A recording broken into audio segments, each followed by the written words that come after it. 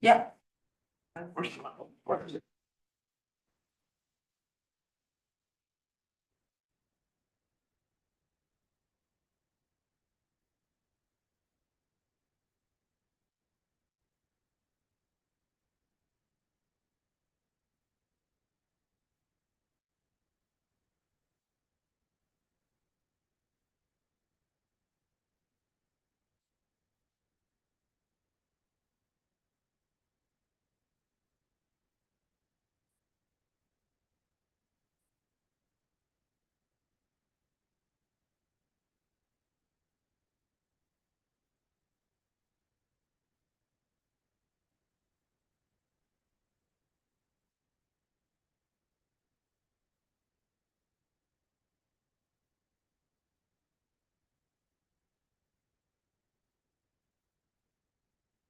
Right, good afternoon, everyone. I'd like to call this meeting to order and start by acknowledging with gratitude that we live and work on the traditional unceded territory of the Squamish Nation.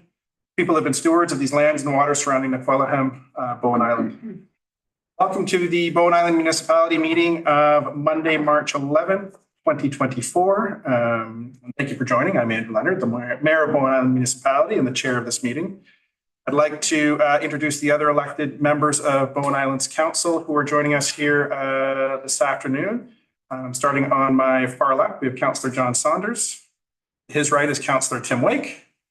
His right is Councillor Alison Morse.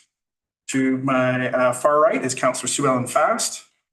And to her left is Councillor Judy Saunders. Councillor Fast and Councillor Getty also serve as Island's trustees. Saunders. Oh, sorry. But I'm happy to take on everybody. I don't know. Right. I wouldn't. Councillor Fast and Councillor Getty are also our Island's trustees. Is Councillor Jurgensen online? Yes. And also joining us online today, we have Councillor Alex Jurgensen. We're also joined by several members of our professional staff team this afternoon, including our Chief Administrative Officer, Liam Edwards, our Corporate Officer, Hope Dallas, as well as other members of our staff team who will be presenting and making reports to Council today. This meeting is being recorded, and when members of the public speak in public comment section or the question and answer period of the meeting, your presence and voice will be included in the permanent recording of this meeting, which is available at bowenislandmunicipality.ca, as well as streaming live and kept in perpetuity to our YouTube channel online. This council meeting is an official forum for the conducting of the business of local government. We all love our community. We are all passionate about what happens here. I would encourage comments made during the public comments section, as well as the question and answer period, to maintain a constructive and respectful tone and to direct comments to myself. The agenda and full council package for this afternoon's meeting is available for those following online or here today at bowenislandmunicipality.ca. And with that, I will look to our corporate officer for the addition of any late items today. Thank you, Mayor. There are four items of correspondence in relation to item 8.1 on the agenda, and for 8.2, there's the revised temporary use permit, as well as 2 items of correspondence. Great. I will look to council for a motion to adopt the agenda for the March 11th, 2024 council meeting as amended. Moved by Councillor Getty, seconded by Councillor Saunders. Any discussion? Seeing none. All in favor, raise your hand and say aye. Aye. Aye. That carries unanimously. Moving on to section 2, public comments. I'll look to the corporate officer for public comments. How many comments do we have this afternoon? We have 3 in total. Okay, so each commenter will have the full 3 minutes to make your public comment. We'll hear an alarm go off at 2 minutes and 45 seconds, just to give you that final warning. And with that, I will ask our first commenter to come up, who is Diane Kirk. Diane Kirk. Are you here today? I think she's online. She's online. Okay. Let's see here. We'll see yet. We can move on to the second, perhaps. Rebecca Ponce de Leon regarding item 8.1. Welcome, Ms. Ponce de Leon. Hello. Nice to see you all again. So not long ago, I was here to address our lot 12 next to the Snowcop house. And so I'm here again, not to plea anymore, but I think just to make you aware of our history with the Snowcop house for the last 5 years. I sent some photos to Hope this morning, and I'm sure that you all received it. And it just gives you an idea of the reason why we bought lot 12. Because the first planning, the first pictures that we ever saw were beautiful. We had a garden all around by the building, a garden in the back. There was always hope and, how wonderful it was going to be. And, we bought lot 12 with hope that that was where we were going to live next to. So it's now 5 years later. And you see now your current picture that you have received from them. They're building, literally to the building, next to us. Maybe we are 5 feet apart from them. 2 years ago, they applied for a variance, and the only way that we could protect ourselves from that was for them to have a fence built in between our house and the Snowcove house. Well, that fence is only 2 feet, 2 meters tall. It doesn't really make a difference to us, right? Because we moved to the island to be surrounded by the forests, not to be like living in the West End, building to building, and this is exactly where we are at now. We are literally face to face with the Snowcove house.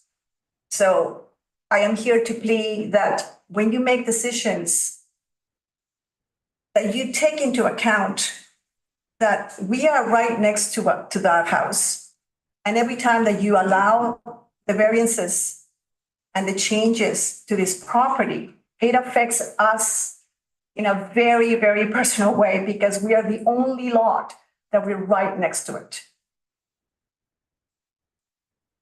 So, I know that I cannot make changes and you cannot change anything at this point, but I really do hope that you consider, because I look at the photograph the drawing that they sent today, and our lot, it literally looks like a park.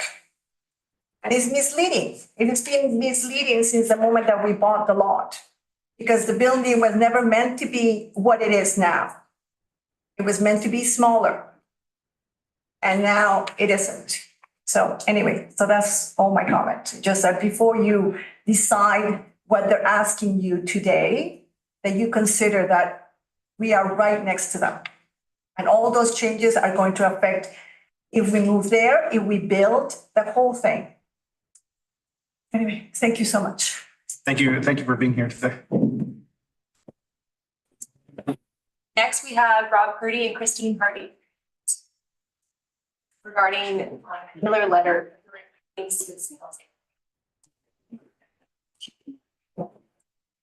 Hi, my name's Rob Purdy, and I'm here with my wife, Christine. We live at 620 Laura Road. We're the owners and operators of the cidery at the same location. We're here to address a letter that was included in the previous regular council meeting agenda package of February 26th. The letter makes some serious false claims about us in relation to environmental pollution, specifically dumping and pollution of a waterway that crosses our property. We take any claims that we are polluting our waterways very seriously. It's not something we would ever do, and we would expect the same from all our neighbors in the wider Bowen community. We would strongly encourage mayor, council, and staff to investigate the claims being made in the reference letter to determine their validity. Our business is governed by many regulators, including Vancouver Coastal Health, who is responsible for overseeing and enforcing the Drinking Water Protection Act. Our drinking water system is fully licensed and has conditions attached to it that require ongoing monitoring of both our source water and our treated water. A copy of our permit has been provided to council via email for reference. Our wastewater system is fully engineered. The system is approved and registered and meets the requirements of the sewerage or the sewerage system regulation. We do not produce any black water. We do not have any plumbed in washroom facilities. We just simply rent an outhouse. On top of this, our cidery uses very little water. The biggest demand on water is for irrigation. We have 4,000 gallons of water storage to help mitigate the impact of this need. And we also hold a provincially registered surface water license that allows for this use. We manage a very unique collection of approximately 1,200 apple trees, along with some very extensive gardens. Since the day we have owned the property, we can confidently and are proud to state that we have not applied a single harmful chemical to the land or polluted the land or water in any way. It is also worth noting that the same water source provides the drinking water for our family. So we're highly invested in both the quality and quantity of water in our neighborhood. Ongoing false claims, such as those being highlighted in the letter, have a direct impact on us. We're taking these claims very seriously, and we were surprised when we found out that these claims were being openly discussed in council chambers. Again, we would strongly encourage mayor, council, and staff to investigate the claims being made in the reference letter to determine their validity. We welcome any further comments. Thanks for your time. Thank you.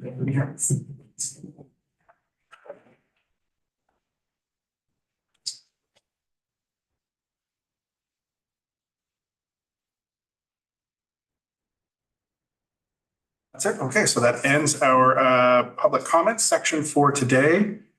Moving on to delegations. I know we have Corporal Robert Natari here from the RCMP.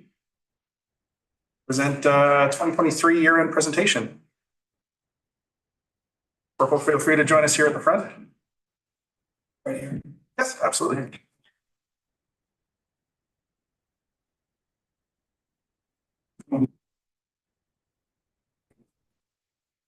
Very much. I do take up more than 20 minutes of your time. I'm not a fast talker, so buckle up, you're in for a treat. I don't know what's going to come out of my mouth. Good afternoon. Thank you for the opportunity to present the Bowen Island RCMP's calls for service for the year 2023 and the RCMP strategic priorities for 2024. My name is Robert Natari. I am the detachment commander on Bowen Island for the RCMP. I promoted into this position when I assumed this role and took over from Corporal Haley, who exited his role last year. Prior to assuming this role, I've enjoyed working with Adam though as a constable. I worked on Bowen for 3 years under his leadership. I supported Adam's community policing approach, so you can expect the current team on Bowen to follow in Adam's footsteps. Bowen Island is part of the Sea to Sky RCMP. If we could go into the next slide.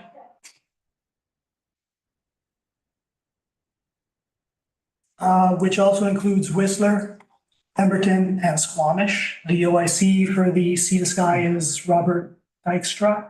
He's our inspector, and here today is Garrett Bradley, Staff Sergeant, who is acting as officer in charge for the Sea to Sky.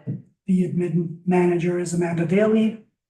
And as far as the Bowen Island RCMP team, it is comprised of myself, Alltown, Brian Cuthbertson, and Melanie McLeod.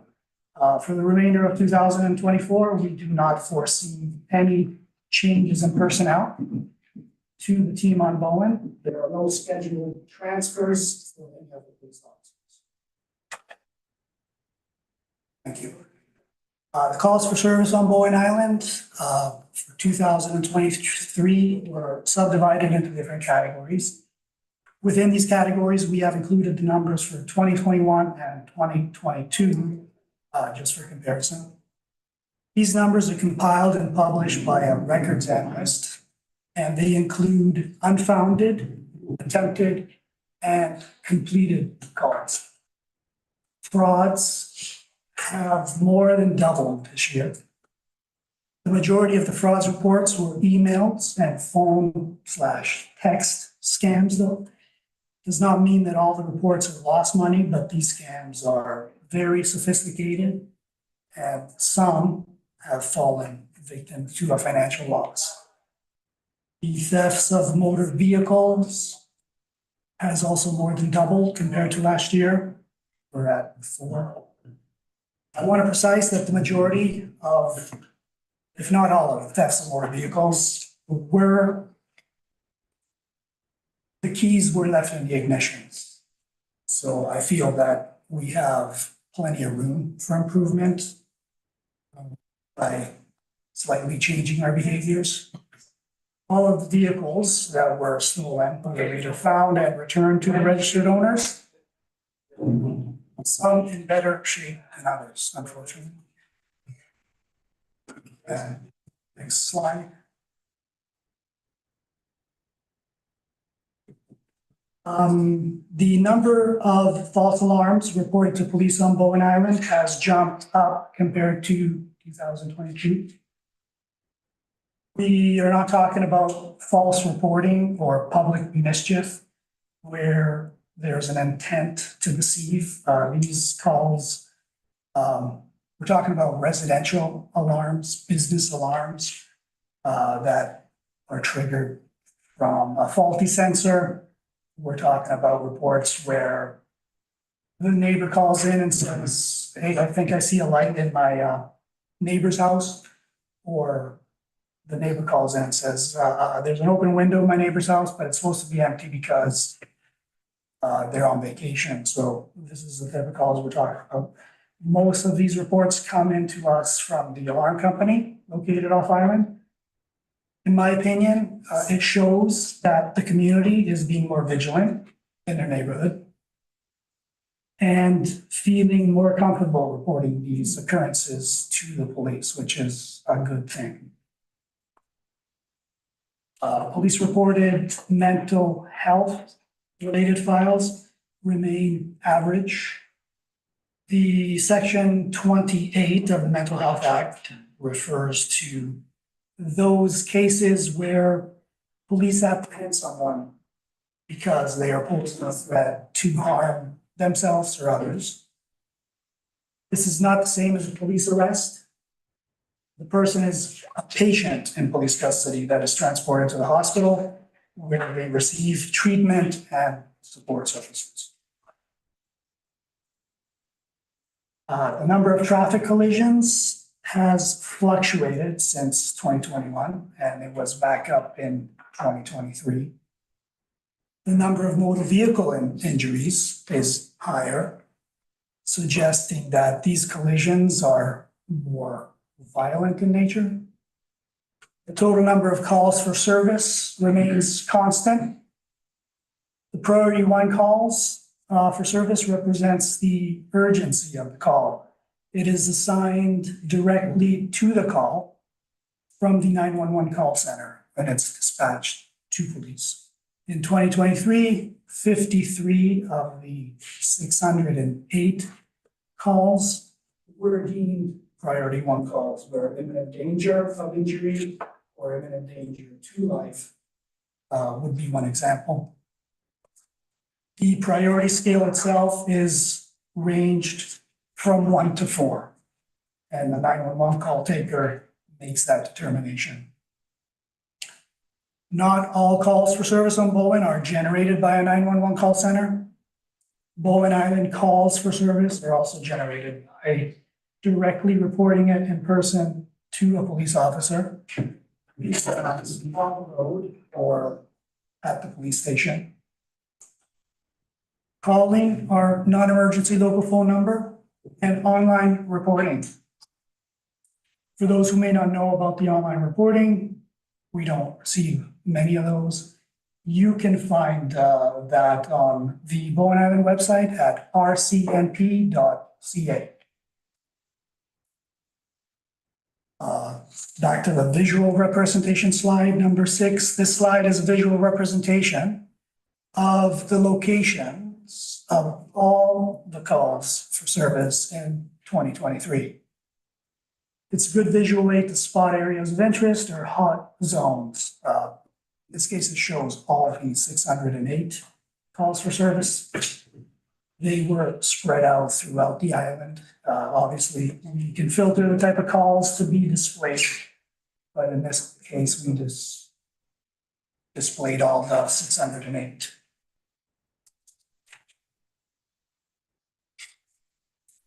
Next slide, yeah. So we have 3 slides to present the RCMP strategic priorities. In 2022, our officer in charge was on Bowen Island and held a town hall seeking input from the community. This was an inclusive process that laid the foundation to establish these 3 priorities to guide our actions and decision-making. This slide represents priority one, which is to enhance public safety, with its first objective being to enhance the use of restorative justice as an alternative to the criminal justice system to repair harm and restore offender, victim, and community relationship. Objective number two is to focus on crime prevention and reduction. Officer presence in one way to prevent crime, but education, information sharing, and perhaps a small change in our habits can help us from falling victim to crime. Our Coffee with a Cop event is a great way to engage us to share information. We publicly advertise the date and time that we will be at one of our coffee shops for a couple of hours to interact with the community. It's a two-way street. We want to hear from the community so that we may be proactive and address any concerns that they have that may lead to crime. The third objective is make our roads safer. Erratic drivers and speeders remain a persistent complaint on Bowen Island. We receive calls from different neighborhoods in our community reporting vehicles speeding through. We may have an idea on how we can work together on this. I will talk about that in detail in a later slide. And our fourth objective is be prepared to respond to emergencies. Create and advance strategies that promote effective and efficient emergency preparedness and response capacity. In December of 2023, we participated in the Emergency Operations Center exercise with the municipality, and we were very impressed with the way that the scenario was handled. So we look forward to continued presence and cooperation with the Emergency Operations Center. Slide 8. The second priority is service excellence and workplace culture. Objective 1, training, development, and equipment. Employees have necessary skills, knowledge, and resources to perform their duties safely and effectively. Support career advancements in terms of training, development, and career advancement. I think we have that one covered because I wouldn't be standing here as a promoted corporal if we didn't. When it is time for me to be transferred, we will make sure that the current police officers on the ON are fully qualified and meeting their competencies so that they may take over command if the position gets offered as a promotional opportunity. The second objective is to improve internal communication and employee collaboration. We talked about the alternative methods of police reporting other than calling 911. Right now, the front desk clerk position is part-time, working 3 days of the work week. So some of your phone calls to the police station either go to voicemail. Some of them get redirected to the 911 call center. Some of you come to the detachment to request police information checks, i.e. criminal record checks, and find that names there. So to improve on our service delivery and strive for excellence, we will propose a business case to procure funding from the province to make the front clerk position full-time. Employee wellness, this one here, before I think I should talk more about the dynamics of police life in an LDP, especially when it comes to the work schedule and the working hours. The employee shift schedule serving in an LDP is very demanding. When we end our shift and go home, our status changes to operational reliability. This requires us to be on call and requires us to be within 10-minute response time to return to duty in the event that a priority call comes in. So in essence, we live by the phone and we do not have much free time to leave the island. To mitigate this, our officer in charge has allotted us to take a couple of hours to be used towards mental health, well-being, or physical activities during the week if needed.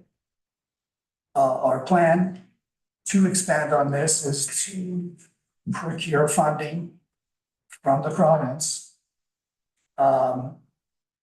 to see if we can purchase a few items of gym equipment to have as an attachment so that we can engage in physical activities and still remain within that time-minute response.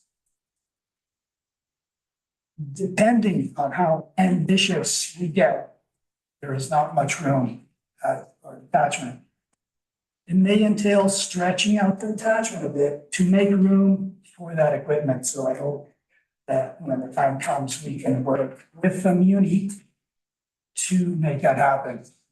Like we're thinking dropping a trailer in the back, a refurbished trailer that may not require a building permit. Slide 9. The third priority is accountability and governance.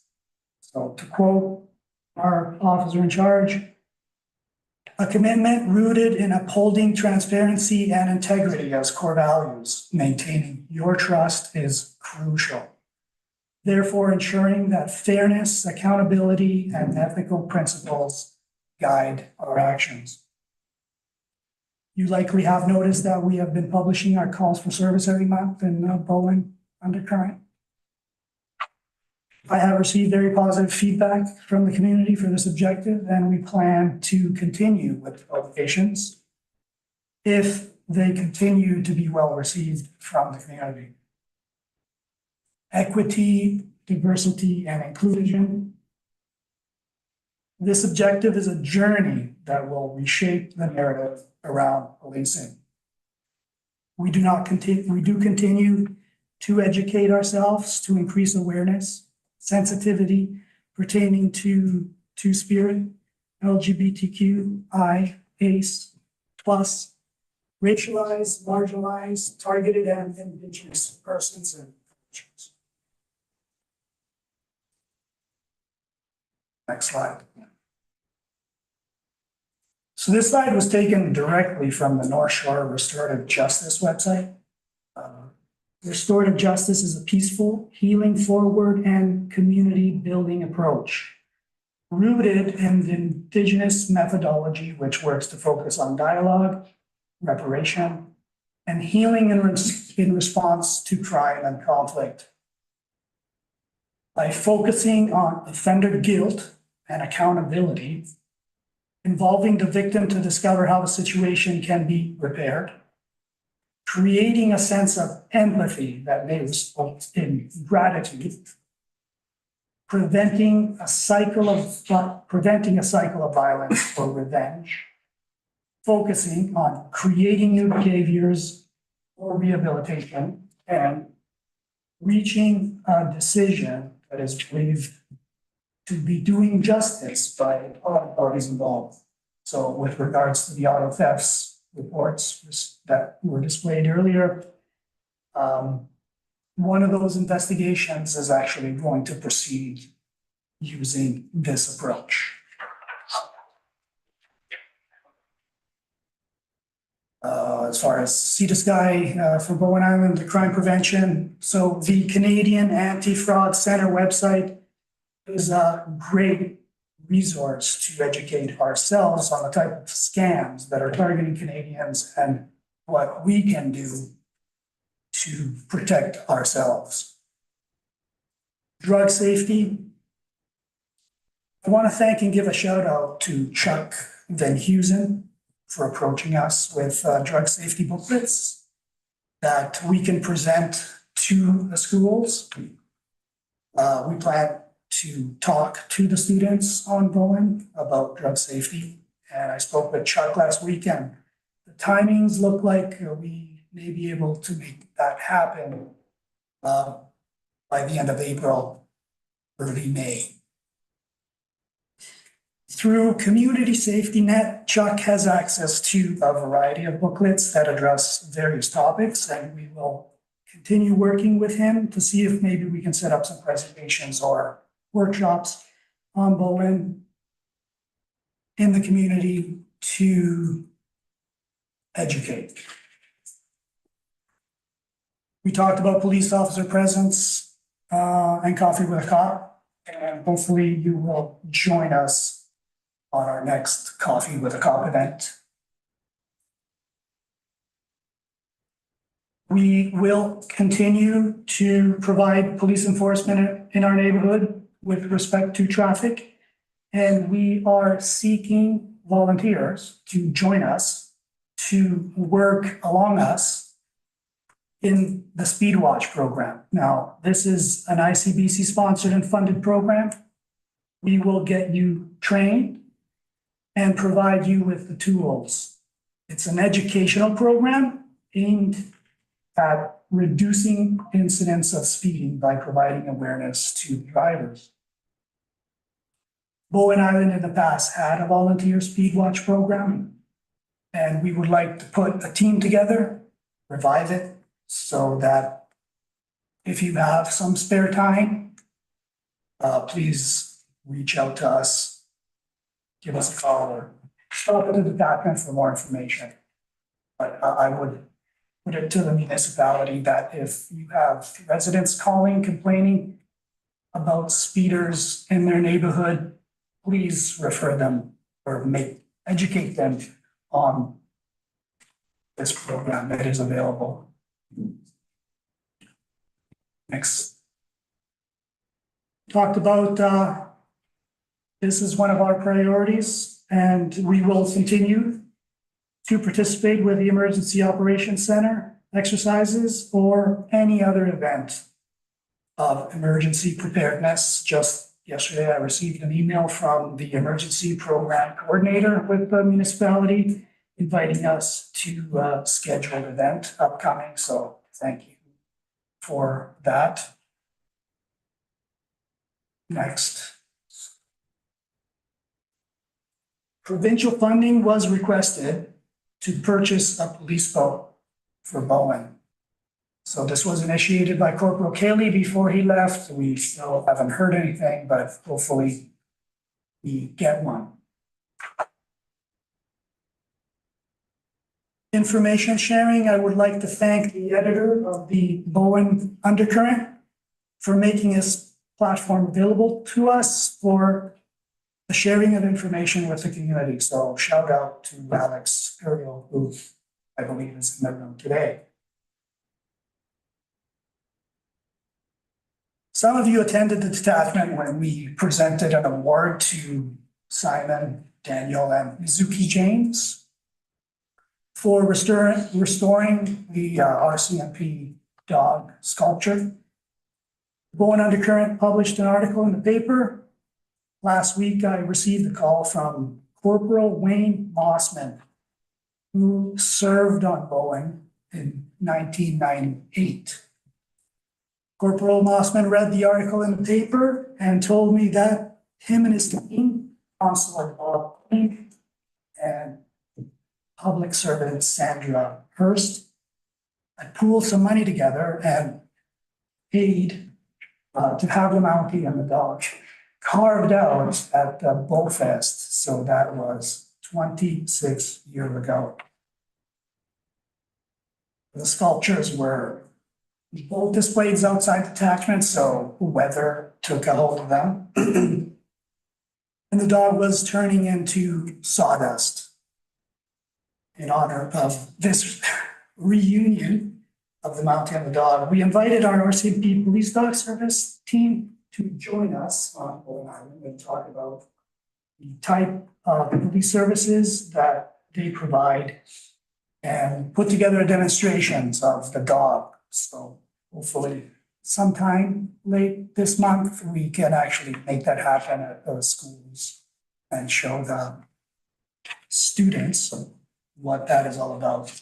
And don't want to take much of your time, but there is an ongoing contest right now. If you search for the RCMP Dog Services, there is a website where you can have a child between the age of 4 and 14 participate in this contest to name the dog. So they raise puppies and they're looking for people to come up with names. This year in 2024, the name starts with a T, so anything that starts with a T, and I believe it has to be no longer than 9 characters. So I would recommend that everybody with a child between the age of 4 and 14 look for that and participate in the contest. We're like to expand on that contest and work with the schools on Bowen to maybe use that same approach and give our dog sculpture a name as well. So we're working with the principals right now to make that happen, hopefully.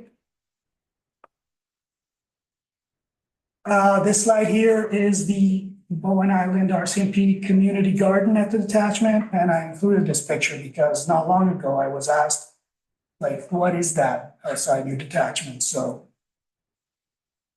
people drive by and just don't realize what it is.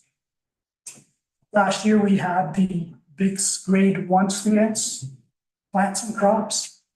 So this community garden, a donation from the community, and the carpentry skills of our ex-mayor, Gary Hander, greatly contributed to making this project happen. So this year, we need to top up the dirt, and we will be planting crops again in there.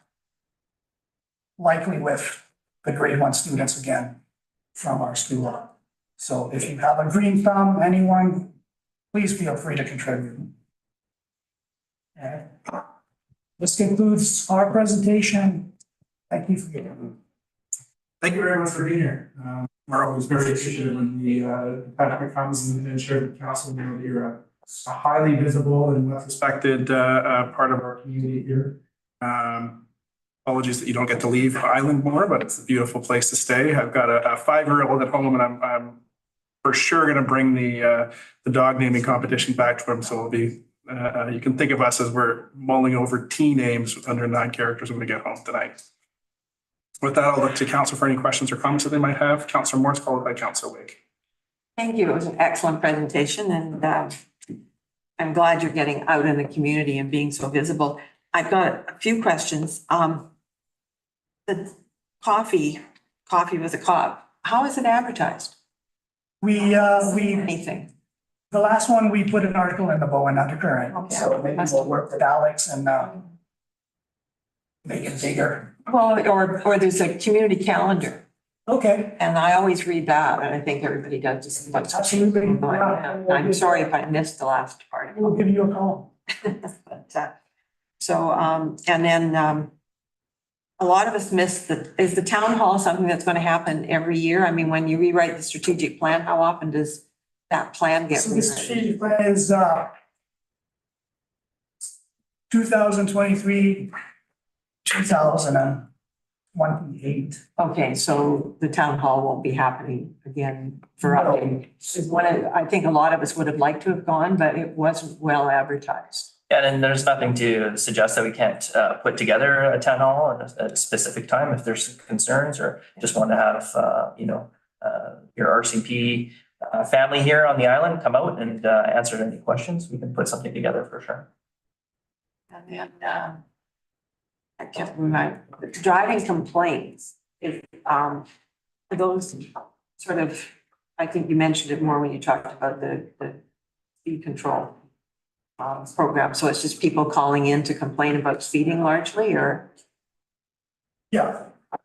Yeah, specific neighborhoods. Major complaint is coming across as the contractors coming to Bowen to work, getting off the ferry in the morning, and then rushing to get back on the ferry in the evening seems to be the culprits. Yeah.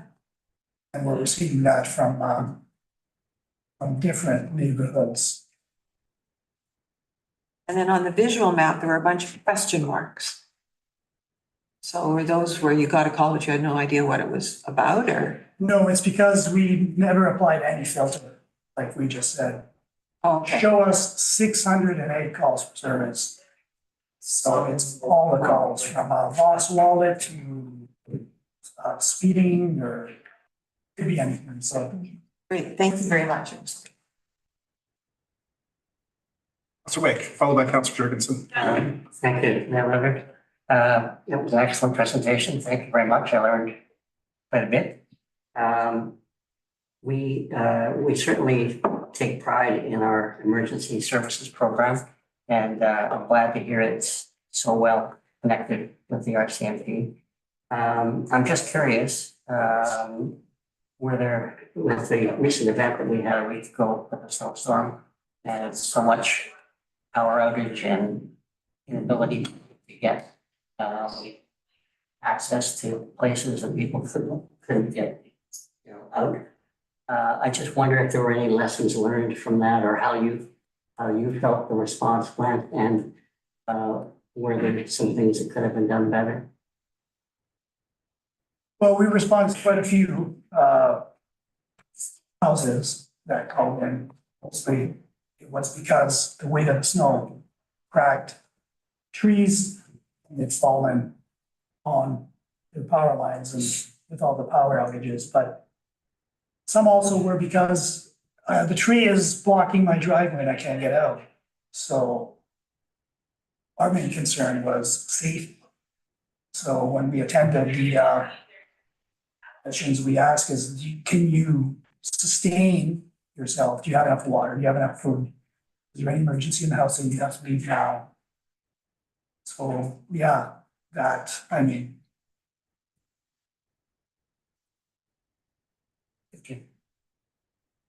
Thank you, Councillor Wake. Councillor Jurgensen. Press C and First of all, thank you for the presentation, for all that your team does. I just had one question about the 9-digit numbers that you were referring to in your presentation. Those 9-digit numbers, do they get released at a certain point, or like is it something that a person would have for a temporary period, or is that something that looks like you're done they talking. would carry So forward? Zoom us has new. I didn't get 9-digit numbers. Hand Sorry, is that better? Yeah, sorry, Alex, go ahead.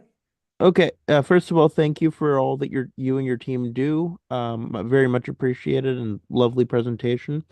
My question was regarding the 9-digit number and just wanting to understand, is that something that would be kept permanently attached to an individual, or is that something that would get released at a certain point?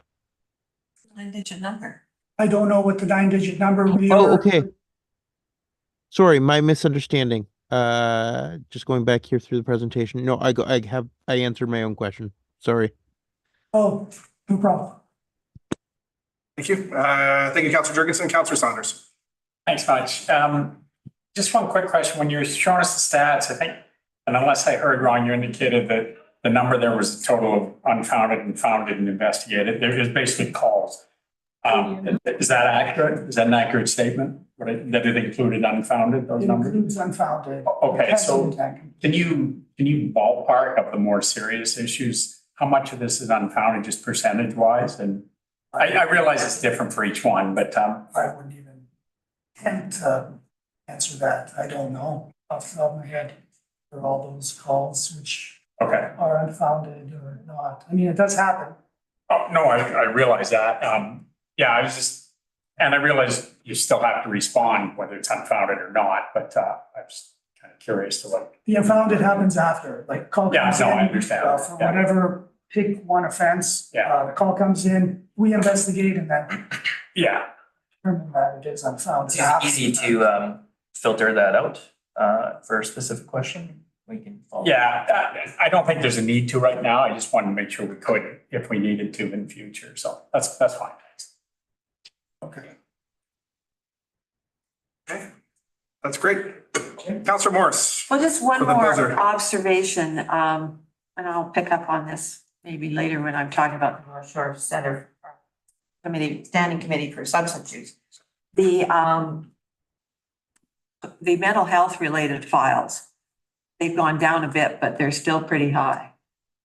I mean, that's 34 files. So is that 34 persons or 34 times you?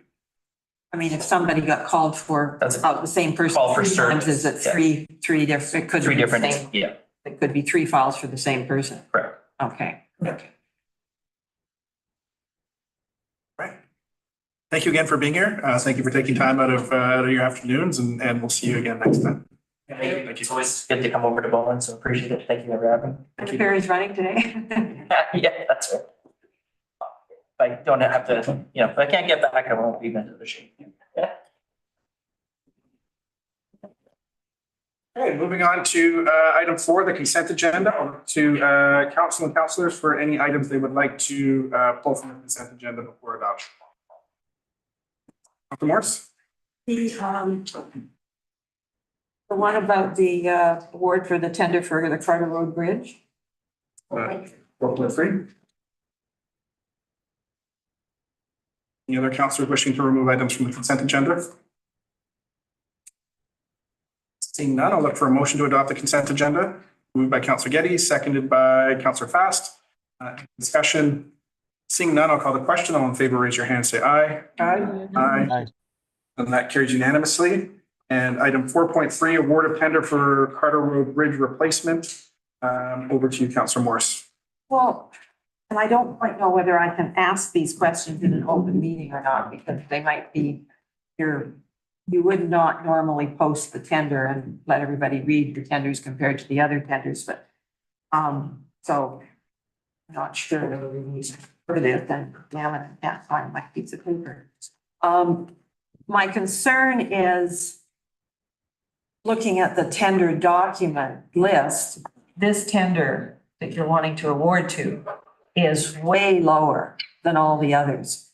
And that just is raising red flags to me as to wanting to understand why it is so much lower than the others. Some of the, I went and looked on everybody's websites, and some of the bidders are much more proficient or have much more experience in the area, and some of them I would have thrown out just because they don't have any experience in the area, even if they've been the lowest bidder. But I'm just concerned, I guess, that, their bid is so much lower than the rest of them. Is there something that's going to be charged as a, out-of-pocket direct reimbursement rather than, they realize what's involved in coming over to Bowen and every day to bring a crew over and that sort of thing. But yeah, so that's sort of my concern, and I don't know whether we can discuss that kind of thing. Meeting.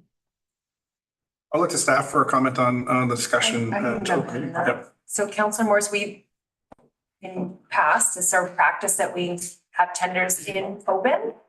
The tender document itself is not included in the agenda package. It's just a summary of the vendor name and the amount.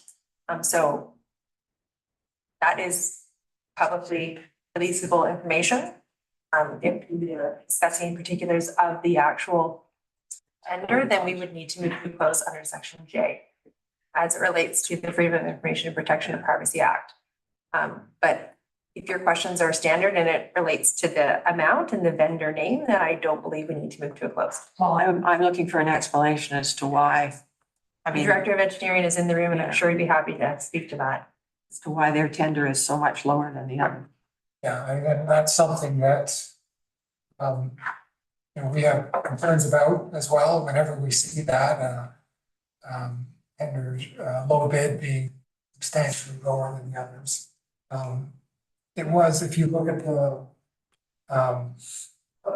bottom, the lowest 3 tenders, it's less of a discrepancy than if you Yeah, consider the other ones. no, So what we do in that case is well, two things. One is follow up with the references to confirm that firm has done this type of work successfully in the past with other jurisdictions, and they have. The references are all very good.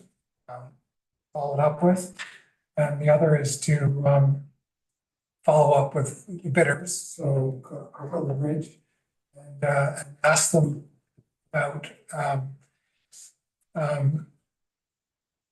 their bid and you know, whether they're comfortable with what they've the methods they've proposed, the prices they put to each of these items, and particularly the items that were bid lower than the others.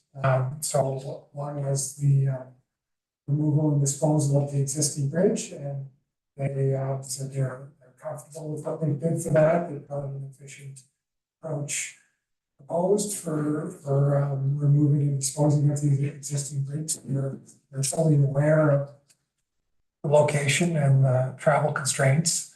They've been to the island several times as part of getting this bid together. And then there was some other, they had lower prices on the substructure, so the concrete. And again, they confirmed that they're comfortable with the methods they proposed and the price that they've put to those things. Also, they have an approach that for supporting the existing water line that's attached to the bridge, to show temporary support during construction. They proposed a different method that was less expensive than what the consultants had proposed. So they saved money that way. And we did confirm that the approach they proposed was acceptable.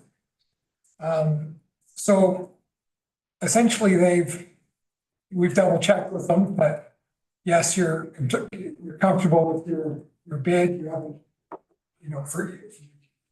this is the chance to say whether you've forgotten something, and they haven't. And in that case, we,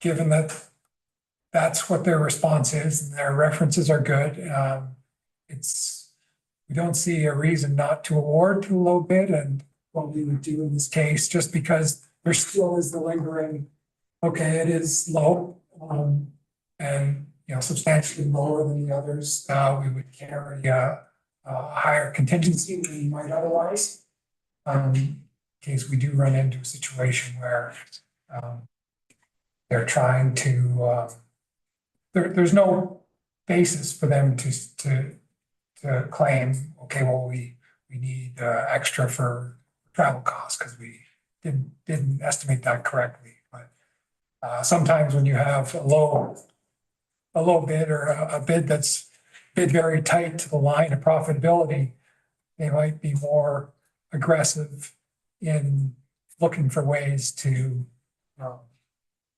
get some of that back. So that's why we carry a bit more contingency. And I guess, I know looking at their website, they've certainly done a lot of bridges, but I've always been, whenever I've done something, I've always checked references. I've always tried to find a reference that wasn't one that they provided. Well, they provided actually a pretty comprehensive list of the projects they've done. And they're well-respected municipalities in the Lower Mainland. They're affiliated, or they're part of the group of companies that. Yeah, I know. Yeah. Yeah. They're respected. The references were actually quite good. Everyone I spoke with had very positive things to say about them. Have they used them more than once? Well, there was one in particular doing highway bridge work where they've just started awarding them direct awards because they did such a good job on previous projects. All right, thank you. Thank you, Councilor Morris. Councilor Fast. Just, thanks for your report. I'd seen here that that this company, Coquitlam Limited, successfully completed any projects and that you've done the references. I was glad to hear about the water. Because I know that, that it runs right through there, and that was my concern. You answered that question. Thank you. I don't have a question. And then I'll look to council for seeing no more speakers for disposition, either on the motion or an alternative. Councillor Fast? I'd like to move the motion. Moved by Councillor Fast. Seconded by Councillor Wake. Any further discussion? Want to read that? Seeing none, I'll call the question. All in favor, raise your hand, say aye. Aye. That carries unanimously. Thank you, and thank you to you, Mr. Graham. Moving on to section 14. Introduction of DVP 2024-003 for 1082 Miller Road, which is the Snug Cove House Society. We have our manager of planning and development here with us today.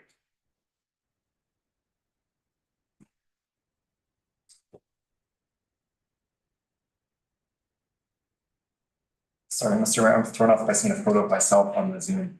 Camera setup. So I'm here today to introduce a variance permit at 1082 Miller Road. This is located in our Snug Cove area along Miller Road and the Scott Lane development subdivision. This area is in a comprehensive development zone, area 2. It's a zoning that permits up to 24 units of supportive housing. It's a property owned by Snug Cove House that's attempting to develop a seniors housing development. The zone has a maximum lot coverage of 55%, a maximum height of, it's given as the lesser of 14 meters or 4 stories. And the zone has setbacks of 4 meters from front lot lines and 3 meters from the side and rear lot line. This property has had 2 variances previously issued by council. So the first in January of 2020 that included a series of variances, including increases to height, to lot coverage, and reduction of setbacks, followed by a variance issued in July of 2021, which contained those same variances, and then a further 3 regarding retaining walls and fences in the setback. Both these variances were issued under Terms of Local Government Act, which allows a 2-year term of a variance permit, at which point they expire. So construction did not start within the 2 years of them being issued, so they've subsequently expired. But in January of this year, we received a further variance application seeking many of the similar variances as was contained in those 2. So this is the list, the start of the list, there's a second page of them. But so the most significant increase in lot coverage, the increase in height, so allowing a partial 4th story of the building, reduction of setbacks, so a reduction of setback for a parquet to extend into the north side of the building, reduction or allowing roof overhangs on the side of the buildings to extend into the setback. So roof overhangs to extend over decks, side setback for columns and elevator shafts to extend into the setbacks. Reduction in front setbacks for trellis and fencing at the front of the property. Increase in height for retaining walls along the north and the south side of the property line. And then the new variances contained in this application that wouldn't have been before council before are 3 related to parking. So reduction in the parking spaces required by 1 from the zoning would require 14 and reduction to 13. Reduction in or an increase, I guess, in the allowable number of small car spaces that are permitted, and a reduction in the aisles for the off-street parking. So these specific variances have to do with essentially part of the reason for the delay from our previous reports in 2021 is that Snug Cove House has had challenges raising capital for this project. You probably may have seen a few years ago or a year ago, Snug Cove House announced that they weren't going to proceed with the project. So since then, there's been a re-scoping of their project, trying to cut construction costs, and part of that involved reducing the excavation under the building, and so reducing the number of parking spaces and the overall size of the parking area. Yeah, and so just showing the overall plan of the building. So this is what's proposed in 2024. I have later, but I won't, if you ask, I'm curious. what it looked like in 2021, but it looks largely unchanged. So I've tried to pull out some of the areas where the variances are. So the main one being the overall lot coverage. So the increase from 55% to the 72%. But then where you see like the arrows going to the 5 is showing those columns that are within the setbacks. Number 4 is showing so the roof overhangs extend into the setback in sort of the areas above the decks. So we allow decks to extend further into setbacks than we do roof overhangs. So variances to allow the roof overhangs to cover. 3 is where the underground parking would go along to the north property line, so within the setback. This is viewed from the south side, so this is viewing from Foxglove Lane and the neighboring houses looking at the side of the building. And so you see variances for retaining wall along this property line at this extent of the building. And then the variance here showing just the overall, the number of stories of the building is 4 stories for part of its length of the building would be 4 with the underground parkade requiring the variance. And this is then showing, this is from the north side of the building, showing where fencing would extend into the front setback at the front of the building, where the retaining wall would extend along that north property line. And then again, just the overall number of stories in the building requiring a variance. And this is then looking from Miller.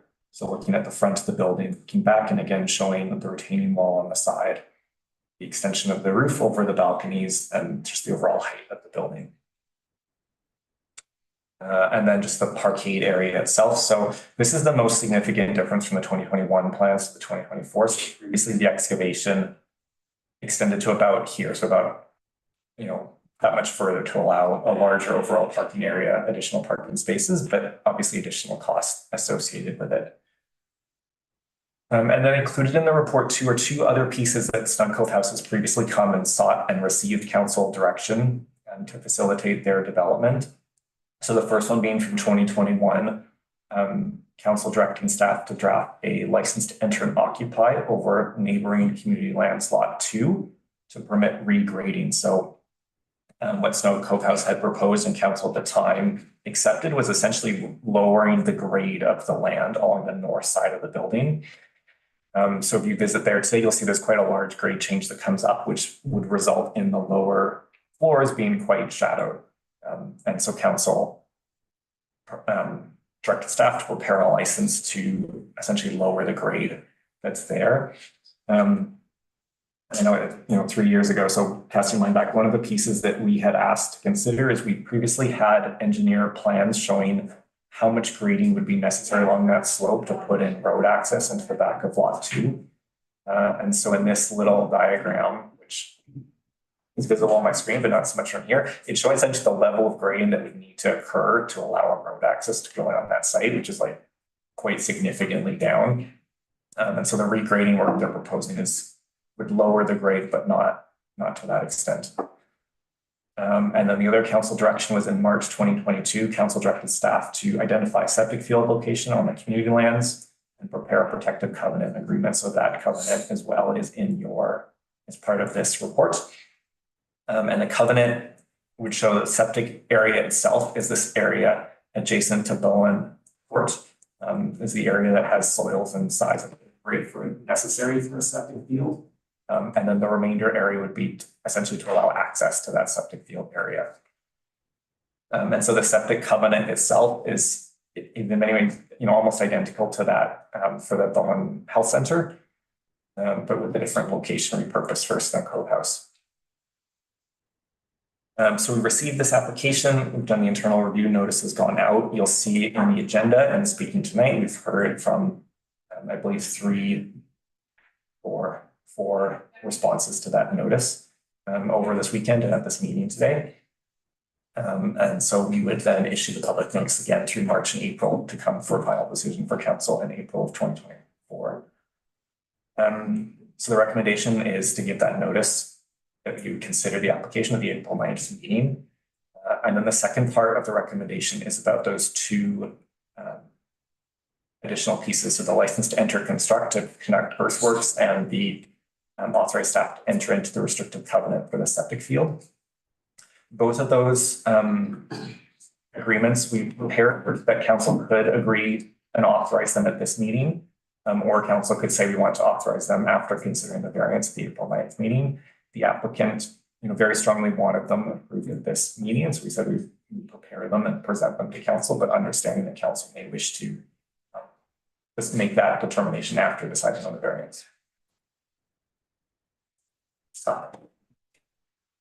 Thank you, Mr. Martin. We'll look to council for any questions before putting the recommendation on the floor. So just questions from the planner at this point. Councilor Morris.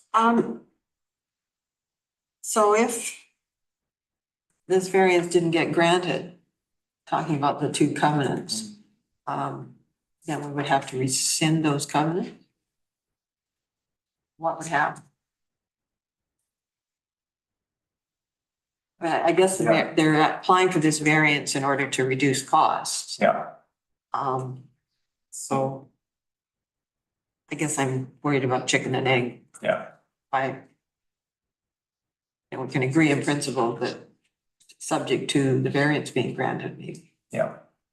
That was my first question. My second one has to do with. Let's give the planner a chance to respond to the question. I would happily look at the word in the covenant more closely. I would imagine though, if we're issuing a covenant to be associated with the development and no building permits issued for that development. Would we at that point be able to rescind the covenant without further council direction? I guess I'm just, there's all of a sudden you've got the covenant there and you've allowed that. Yeah. Something else goes in and uses it or something. Oh, if I may, Mayor, my sense is that the covenant would remain in place until such time there's certainty as to whether or not the project is advancing. Regardless of whether if DVP is approved or not, the applicant still has the opportunity to advance the project. So if council chooses not to approve the DVP, I would recommend that the covenants remain in place to give the applicant an opportunity to continue to reassess their ability to advance the project under the original scope or alternative scopes. Yeah, but I guess if the whole thing ended up falling apart. We would move to remove the covenant. What, can we remove the covenant unilaterally if it's two parties to it? I'd have to revisit the covenant. I don't know. Yeah, I guess I'm being cautious that if the whole thing fell apart and they decided to sell the lot, and you've got a covenant in there and let somebody else put the septic field on our property. Covenant runs its line. Right. Yeah, I'd have to revisit the covenant. I haven't read the detail of the covenant, like is there a clause in there that it's only applies if Snug House is being built, sort of thing. Do we have those fail-safes in the covenant? I don't have a problem with building the septic field on our property. I just don't want to facilitate something else. I'd have to revisit the covenant to determine whether that's there. Yeah. And then my other question has to do with, given the presentation we had, public comment section, the retaining wall on the south property line is being proposed to be raised by 1.5 meters. So that's another 4 plus feet. Mm-hmm. And how close is it to the property line of lot 12? It's essentially on the property line. Yeah, so basically, and the setbacks for the townhouse would not be that very much. So you're basically going to be on your whole north side of your building on lot 12, looking at a concrete wall. Yeah, for the lower portions, yeah. Yeah, and I guess I'm not understanding why they are wanting to raise that retaining wall. If it was structurally sound before, just to have the height it had, they're not changing anything within the building. So. Sorry, I mean, that variance I think was included in the previous. Well, no, you're saying maximum, so that 3 meter. Okay, so what, with the column we're missing here, and I'm misunderstanding, is we don't have what was in the previous variance. So the 3 meter height raising of the retaining wall was in the previous variance. Yeah. I'm sorry, I don't know when the appropriate, I was late to the meeting and I don't know when the appropriate time is to raise my questions, but I'm Sorry, done. sorry, Ms. Kirk, we are in the council meeting right now, so the portion to address questions at this point would be at the end of the meeting during the public question and answer period. Thank you. And I guess for clarification, we're not making a decision today to issue the variance. It's going to go for notice, so it's another time to make comments. Yes, yes. So this is the introduction and public notice of development variance permit, which will be considered at the April 8th. The actual decision will be considered at the April 8th meeting of council, should council wish to issue public notice.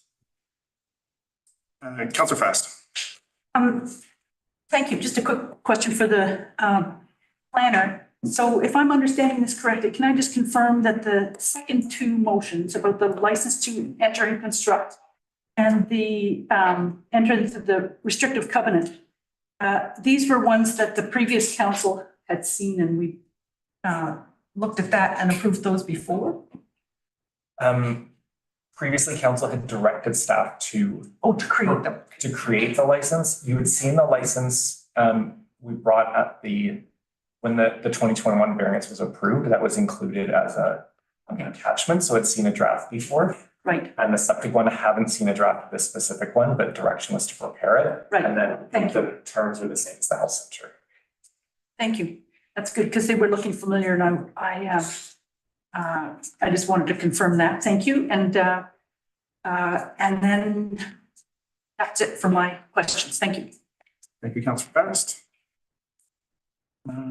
Seeing no further questions, I'll look at council to possibly either move all four recommendations at once, or if we'd like to have separate discussion on the first two, which deal with the issue of notice, versus the second two, which are in regards to covenants and agreements. We can do that. Councillor Fast. Thank you, Mayor Leonard. I'm happy to move all four. Having been on the previous council and the one before that, we've seen this application, this project move along under the hardworking charity that's doing this. Is not a normal developer, and yet they've made a great headway, and I'm really excited to have it back in front of us again.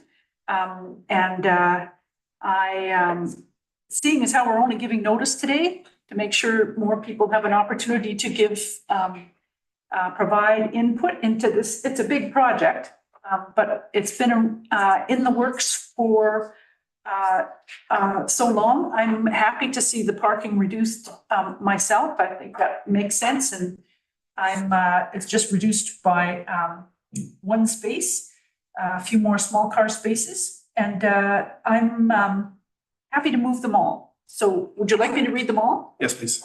Okay. I move that notice be given that council will be considering the issuance of development variance permit DVP 2024-0038 for the variance of regulation to be varied. Do I read that? I'm reading off the printed copy of the, let me see, that doesn't look right. Hang on. Let me see if it's different in here. No, both in the report and on the agenda. Can I just say, carry on, leave out that regulation? Yeah. Okay. For the variance of 1082 Miller Road, legally described as Lot 13, District Lot 490, Group 1, New Westminster District Plan, EPP 77831, PID 030-526931 at the April 8th, 2024 meeting of council. Second one, that council authorized staff to give notice for the consideration of issuance of DVP 2024-0038. In accordance with, Section 499 of the Local Government Act, to all properties within 100 meters of the legal boundary of 1082 Miller Road, legally described as Lot 13, District Lot 490, Group 1, New Westminster District Plan, EPP 77831, PID 526931.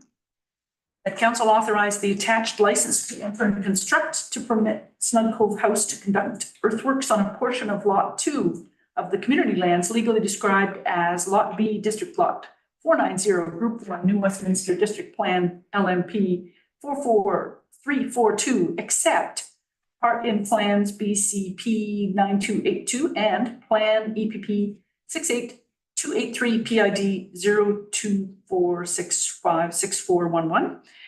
And that council authorize staff to enter into the restrictive covenant on Lot 2 of the community lands legally described as Lot B, District Lot 490, Group 1, New Westminster District Plan, LMP 44342, except part in plans BCP 9282 and plan EPP 68283 PID 024656411 to enable Snug Cove House to use a portion of the lot as a septic field.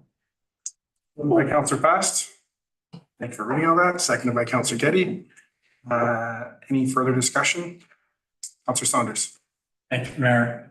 Well, I realize we're gonna have more debate about this in the future, but I just want to go on the record and say, well, as a budding senior myself, I'm always happy to see more housing like this. Having said that, I've got an awful lot of sympathy for the comments we heard earlier today, when people buy a property and have an expectation about what their lifestyle is going to be, and to kind of have it thrown a 180 at them. I think it's something that we need to be really considering hard, those comments directly. I realize it only affects one home, but it's one home and it affects them a lot. So, yeah, and as I said, I realize we're having further discussion with this, so I don't want a whole lot here, but just I've got a lot of sympathy for that commentary we heard earlier. Thanks. Thank you, Councillor Saunders. Councillor Jurgensen. Spread C and D. I want to second what my comments were much the same as what Councillor Saunders was bringing up, and I think that is important to look at. My other thing I wanted to flag for staff is that I am aware of there being an accessibility consideration when notice is issued for this particular property to the 100-meter radius. So I'm more than happy to provide details on what I'm aware of for that area to staff outside the meeting, but I just wanted to flag them. Thank you, Councillor Jurgensen. Further, Councillor Morse. I'd like to sever the resolution into two parts. Okay. Or three parts, I guess, maybe. The first two being the DVP and the second two being the license to enter and the restrictive covenant. So we'll consider those severed, and we have the first two sections of the motion dealing with notice and sending out notice. So we'll look at those two first. Are there any further comments, questions, or debate on the first two clauses? Seeing none, I'll call the question. All in favor, raise your hand and say aye. Aye. Aye. That carries unanimously. And now we're into the second two clauses dealing with the license to enter construct as well as the restrictive covenant. Councillor Morse. So I'm now looking at the license to enter to construct. Is part of the timing issue the problem that clause 2 says the licensee shall complete the construction of the works by May 2024?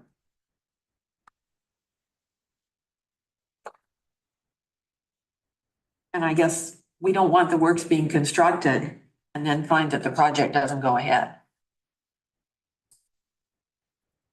Or that they construct the works and then sell the land to somebody else who builds something that isn't Snug Cove House.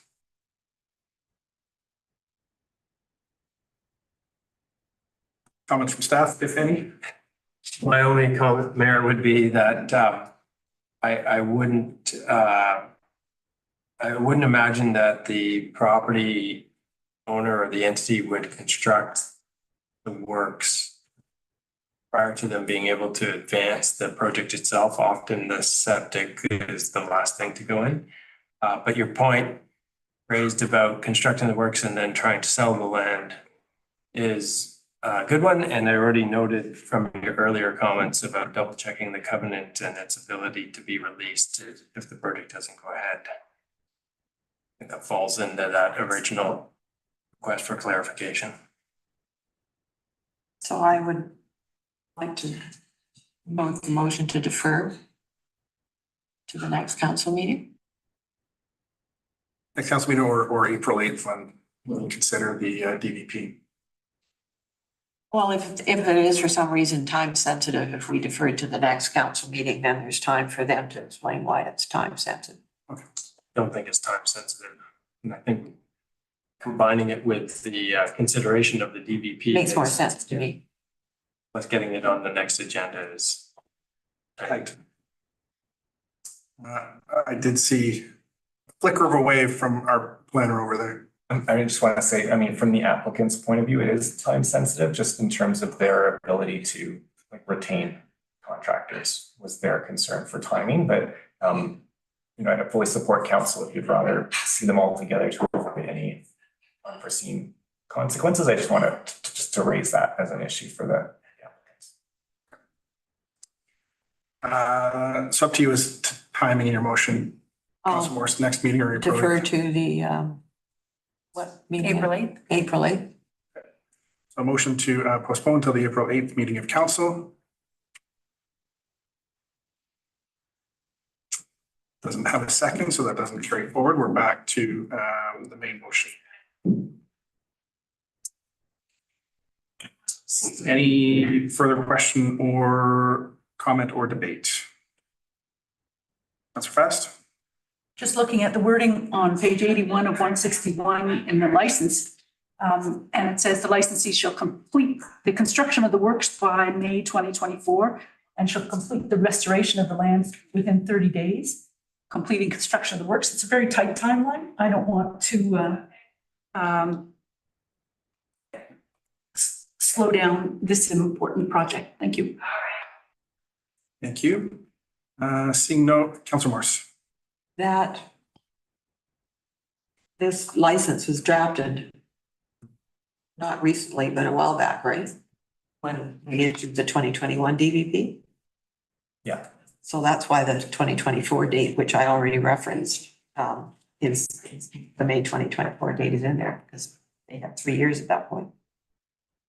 So I think it's a clause that could easily be changed. Councilor Fast. May I move to change the date 2024 to 2027? Can I do that can that be a recommendation of council that the? Which date? I'm looking at, in the license here on page 81 of 161, the bottom of the page at number 2, the licensee shall complete the construction of the works by May 2024. Oh, sorry, yes.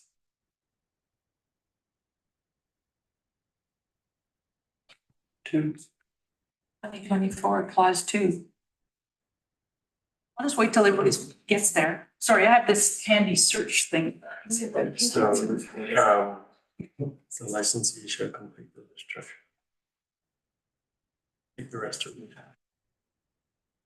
Okay, so essentially that is an old date from when this was originally contemplated. Extended by 3 years. Hang on, so I'll just, there's two things at play right now. One is the actual motion itself, and then we're talking about the underlying document. Do we need a council resolution or amendment to amend the underlying document? I think it should be a separate motion that's been moved by Councilor Fast that the license to enter and construct be amended at section 2 to change the completion date from May 24 to 2026. 27, sorry, okay. Okay, so we still do have a main motion on the floor, so that would need to come up as another motion after we deal with this. I think we should deal with the main motion first. Yeah. Okay. Yeah. So would you like me to read that for clarity? Are we all on the same page? Yeah, so what the corporate officer is suggesting is a motion that would be made by Councillor Fast after this one, which would read, That council authorize the attached license to enter and construct to permit Snugcove House to conduct earthworks on a portion of Lot 2 of the community lands legally described as Lot B, District Lot 490, Group 1, New Westminster District Plan LNP 44342, except part in plans BCP 9282 and Plan EPP 68283 PID 024656411. Councilor Morse. A point of clarification, how can we authorize the attached license to enter and construct? And then in the next motion, change the attached license. I think we have to change the license first and say as amended. I don't see any particular difference unless. I think it could be solved by leaving the words the attached. Deleting the words the attached before license to enter and construct.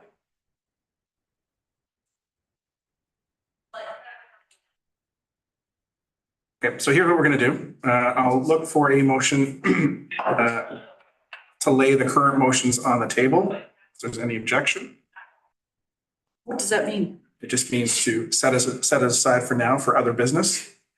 And we can take up this motion to amend the underlying document, and then we can take from the table the ones that we just set aside. Okay, as long as we're not postponing. We're not, there's no postponing. All right. Laying on the table, it's got to be dealt with at the same meeting. Thank you. From I'm always confused about that. Thank you. Roberts, Councillor Getty. And if we're tidying up the license, then that's another point. Okay, so unless there's an objection, we're gonna lay on the table the remaining two clauses here to deal with the underlying license. Okay, seeing no objections, that carries by unanimous consent. And let's get the motion proposed by the corporate officer. Can you read that out again? And I'll look for Councillor Fast. That the license to enter and construct for Snugcove House be amended at section 2 to change the completion date from May 2024 to May 2027. Moved by Councillor Fast, And seconded by Councillor Wake. And now we can discuss this part. We're into the underlying agreement. Councillor Getty. You need to tidy up the first line. The agreement is dated, date of 2021. Yep. Yeah, it's just like. Slip the 24 in there. Right.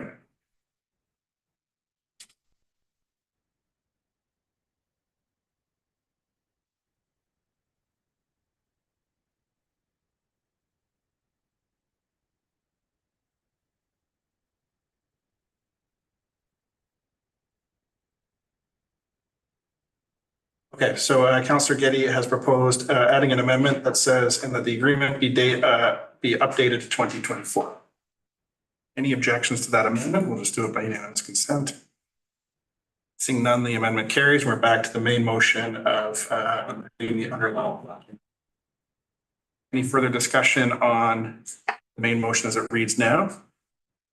I'll get the corporate officer to read it out again one more time. That the license to enter and construct for Snugcove House be amended at section 2 to change the completion date from May 2024 to May 2027, and that the agreement date be updated to 2024.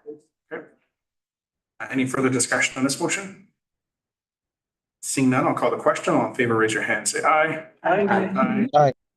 That carries unanimously. And now, unless there's any objection, we will take from the table the two previous resolutions or the single previous resolution that was laid on it.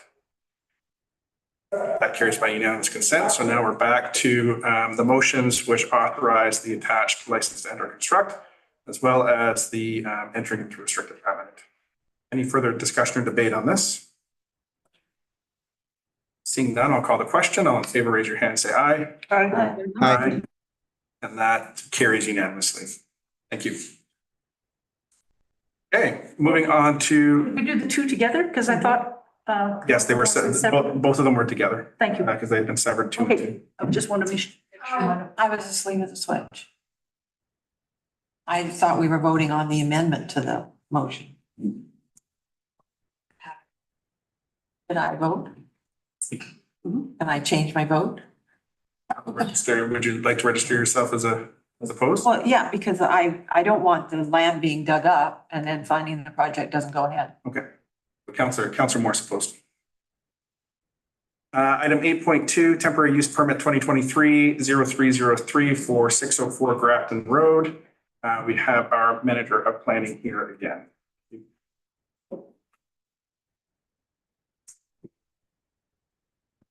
Thank you, Mr. Mayor. So I have your introduction, temporary use permit at 604 Grafton Road. This property is located on Grafton Road. It's located just past the Mount Gardner Road intersection if you're leaving Snug Cove, located sort of below the road on Grafton Road. This property is zoned CD11 gas station. So it's zoned for a gas station with accessory uses for dwelling use and retail use. The property has never been developed as a gas station, but the zoning is there in place. Kiwi Innovation has applied for a temporary use permit on the property. They wish to construct a temporary building on the property to build prefabricated home panels to be used in construction projects on Bowen Island. And then I'll just draw your attention in the on-table package. The applicant has provided a letter just sort of outlining some of what they see as the benefits of doing this on Bowen. So they highlight waste reduction, energy efficiency, cost efficiency, and the ability to collaborate with other home construction projects on Bowen. So staff have identified the light manufacturing use in the land use bylaw as the appropriate permitted for use for this application, with a restriction being that it be for the manufacture of housing components and panels. In the TUP that's in your package, there's a few conditions. So one of them being an owner's undertaking to remove the building at the expiry of the temporary use permit, which is proposed for a 3-year term. So this is a condition that's allowed in the Local Government Act, and essentially is a way to ensure that the owner is aware of their obligation to remove the building at the expiry of the temporary use permit. And also included in the TUP in your on-table package is compliance with environmental conditions during construction to match a covenant on the property that was placed there at the time of rezoning. That covenant has other conditions on it to do regards operating a gas station on the site. So we haven't copied those conditions over. They're pretty gas station specific, but the construction conditions were copied over. And we received this application December 2023. We've done our standard notice, so we've placed it in the paper and mailed the properties. You'll see in the on-table package, we received one letter of support for the application.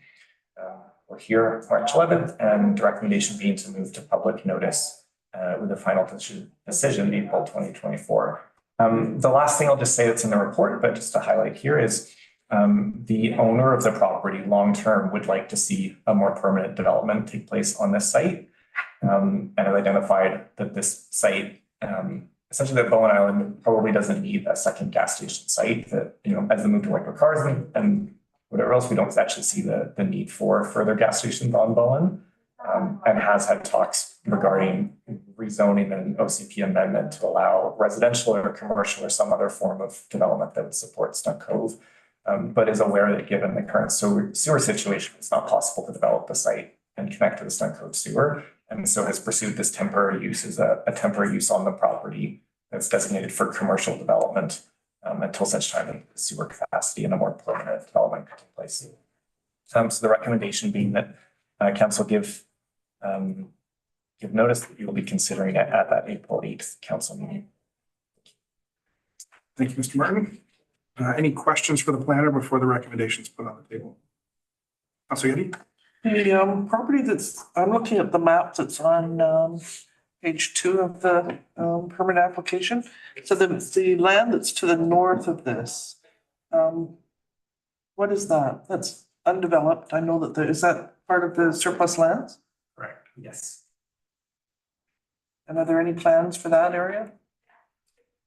Council has directed Birch Level to do a plan for a lot line. Okay, that's all. I think they have, coming to council, I believe in the spring. That's the same. Thank you. Any further questions? How far does 100 meters get from there? Does that get to the properties up in Artisan? I believe it's a few of the properties in Artisan Square. Yeah, so essentially it's land owned by Bowen. It's the Bowen Children's Center, and it's a few of the properties in Artisan Square. Okay. My only recommendation would be to extend it to 200 or 300 meters just to cover artisan. Any other further questions or comments before the recommendation is put on the table? Are we changing it to 300 meters? We could at the time of making the recommendation, yes. Depending on who makes it. Yes. Councillor Fast and then it looks like Councillor Saunders jumpy to make the recommendation. No, I'm not, whatever. I don't have a need to make it, but I will. No, but I'm just sensing in the room that we're Let at that somebody else point. make one. I just wanted to say I'm in support of these recommendations from staff. I think we need more ways to build affordable energy efficient housing, and prefab panels is part of the new PPP that I've been learning about, pre-approved, pre-zoned, wouldn't that be nice, but prefab, and is one of those. And I think, and anyway, I'm in favor, and I'll let my colleague go ahead and make the motion. Councillor Saunders, over to you. Notice be given that council will be considering the issuance of temporary use permit TUP 03032023 for light manufacturing use for 604 Grafton Road, legally described as Lot 1 District Lot 489, Group 1, New Westminster District Plan, PCP 32945 at the April 8th, 2024 meeting of the council. And the council authorized staff to give notice for the consideration of issuance of temporary use permit TUP 03032023 in accordance with section 494 of the Local Government Act to all properties within 300 meters of the legal boundary of 604 Grafton Road, legally described as Lot 1, District Lot 489, Group 1, New Westminster District Plan, BCP 32945. Seconded by Councillor Wake. Any further discussion, debate on this item? Seeing none, I'll call the question. All in favor, raise your hand, say aye. Aye. And that carries unanimously. Thank you. Moving on to, and just by unanimous consent to receive the letter in 8.2A, unless there's any objection. Seeing none, that is received by unanimous consent. 8.3, Crown Land Referral CLR 02-2023, Daniel Martin, Manager of Planning and Development. Maybe we'll forego the presentation. I think the staff report was pretty clear. The manager's here for any questions. If there are none, I'd like to get the recommendation on the floor, please. Councilor Getty? I'll move the recommendation. Okay. Whereas Bowen Island Municipality has received a referral from MFLN RORD, Crown Land Application File Number 2412583, located at Strata Lot 5, District Lot 2958, Group 1, New Westminster District Strata Plan, BCS 4476, for proposed private moorage. And therefore be it resolved that council directs staff to indicate to MFLN RORD that Bowen Island Municipality has no objection to the 10-year application. Moved by Councilor Getty, seconded by Councilor Wake. Any discussion on this one? Seeing none, I'll call the question. Sorry, one question. Yes, Has Councilor there been a Getty. site visit to confirm that all of this has been cleaned up? Staff have not conducted a site visit. Any other further questions or comments? Councilor Morse? There is a comment in the staff report that Glenroe had said it, had the concrete pad had been removed, and there is a picture showing a finger punching holes in it, so. Okay, thank you, Councilor Morse. Councilor Fast. I would just like to question MFLNRORD. I think now that it's Walrus. I'm seeing the letterhead here. The name of the ministry has changed. It's Ministry of Water, Land and Resource Stewardship. I'm looking at page 117 of 161. I'm not reading it yet. No, I'm just proposing that the words, that the term MFLNRORD be changed to MWLRS.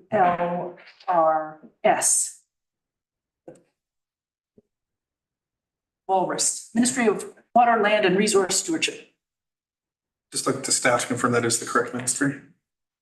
Yeah, there used to be Flint Run. Okay, so by unanimous consent, any objection to updating the ministry name in the motion? Seeing none, that carries by unanimous consent. We're back to the main motion. Any questions, comments, or debate? Seeing none, I'll call the question. All in favor, raise your hand, say aye. Aye. And that carries unanimously. Thank you. 8.4, section 57 notice on title 458 Sunset Road. Do you want to speak to this one at all? Corporate officer, or you're just available for questions? I'm available for questions. Okay. I'll look to council for any questions of the corporate officer. Seeing none, can I get the recommendation on the table, please? Councilor Morse. But the corporate officer filed notice in the land title office in accordance with section 57 brackets 1 brackets B of the community charter and section 30 bracket C of the local government act against the title of 458 Sunset Road legally described as lot D, block C, plan LMP 4859, district lot 492, PID 017793491, disclosing that a dwelling building on the property is in contravention of the Bowen Island Municipality Building Bylaw number 489, 2019. Moved by Councilor Morse, seconded by Councilor Getty. Any discussion or debate on this item? Seeing none, I'll call the question. All in favor, raise your hand, say aye. Aye. Well, that carries unanimously. Moving on to 8.5, an update from our CAO. Thank you, Mayor. Give a brief update on some capital projects, and so there's not a lot of new news to report. Regarding the community center, you've heard me say this before, while it doesn't look like there's much happening from the outside, there is actually a lot happening inside. It is really, truly coming together. And it is approaching that stage of the project where we're getting into more of the detailed finishes and flooring materials going in. And so it's pretty exciting on the inside. It is still very frustrating that there is no roof on the building, especially after the big snow event. However, we are trying to seek the appropriate assurances from the material manufacturers that the exposure to the environment that the materials have foreseen that's okay. We did get the approval from one of the material manufacturers that the underlying membrane should be adequate and sufficient. And so we're trying to get that same assurance for the material that we're all see, the blue material that's the most visible. And failing that assurance from the manufacturer, the constructor has said that they will just simply pull that and replace it. So that will take a few days if that's required. And with certainty, any wet insulation underneath that would be removed and replaced. And so our architects, along with the building or the roofing inspector, will be on site for those investigations. And we're hopeful that it'll happen very soon.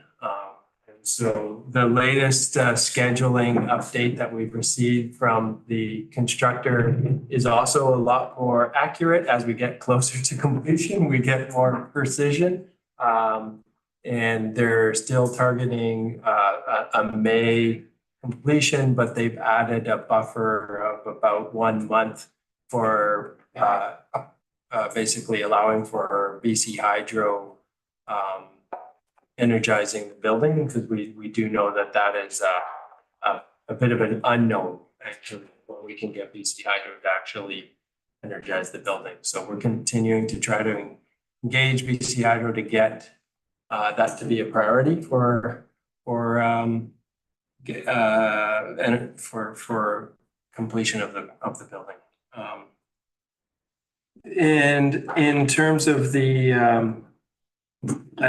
another update that I wanted to provide that's outside from capital projects, though, is that we did get approval from the province for a community energy preparedness grant for the emergency support services program and equipment. And so it's a training program that we've organized with the ESS director, as well as some additional equipment. So funding of $30,000 from the province. And we did also just receive last week payment from two previous grants, one that funded our EOC training from fall, as well as additional funding for additional equipment. So the emergency program continues to be pretty successful in securing grant funding to help bolster our response and programming there. And then I did also want to extend great appreciation and thank you to our roads crew and our utilities crew for their extra efforts on Sunday night and Monday and throughout last week and carrying forward.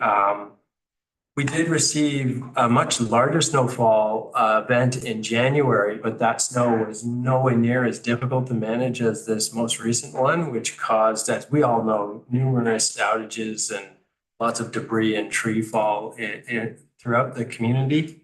Talking with the roads crew, they believe that it'll take weeks, if not months, to clean up all of the debris in all of the areas across the island. And we still don't know the full extent of the damage to our trail networks, but that'll come to light in the next few weeks as we get out into the trails to understand that. We are receiving a lot of calls, concerns of dangerous trees and branches that have not yet fallen, but obviously are damaged. And I just want to provide assurances that our crew is actively assessing danger trees right now and addressing some of the more critical ones that we're aware of. And so if people become aware of what looks to be a dangerous tree, we encourage them to call it in to the municipal offices and we'll get our crew out to have a look.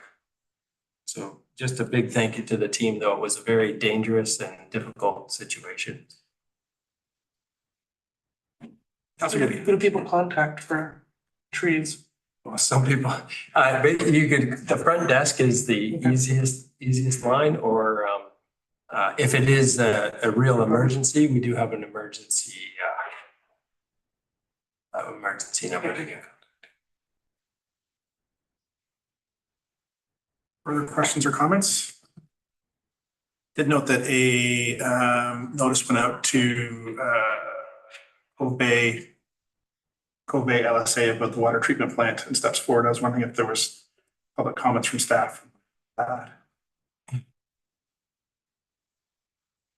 From the Cove Bay LSA. The water treatment plant. Right. So on the water treatment plant, as I think been publicly shared, I think it's unfortunate that we find ourselves still in a position of the plant not working. And so we have been in communication with the technology provider Purifix, and we will be sending the technology or the treatment skid, as it's called, to the majority of the treatment technology is on one platform, otherwise called skid.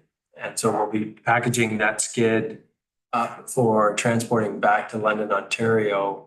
And we're assured by Purifix that they'll be able to conduct what they call a factory reset to bring it back to like its perfect functioning condition.